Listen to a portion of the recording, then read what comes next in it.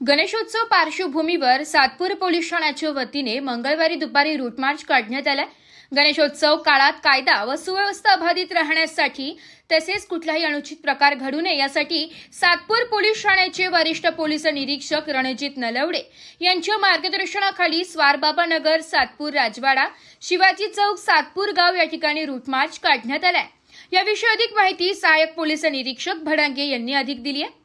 याप्रसंगी सातपूर पोलीस ठाण्याचे 4 अधिकारी, 30 पोलीस कर्मचारी, 30 होमगार्ड आणि पोलीस वाहने सहभागी झाले होते। गणेशोत्सवाच्या अनुषंगाने सातपूर पोलीस ठाण्यात गणेशोत्सव निर्विघ्नपणे पार पाडावा या दृष्टीने पोलिसांनी रूट मार्च घेतलेला आहे। हातीमध्ये जे काही असामाजिक घटक आहेत त्यांच्यापर्यंत योग्य मेसेज जावा या उद्देशाने या रूट मार्च होता। तसेच नागरिकांनी कोणती अनुचित अप्रिय घटना काही असल्यास तात्काळ आम्हाला कळवून आम्हाला सहकार्य करावे। तसेच काही पोलिसांची मदत लागल्यास तात्काळ 112ला कॉल करा।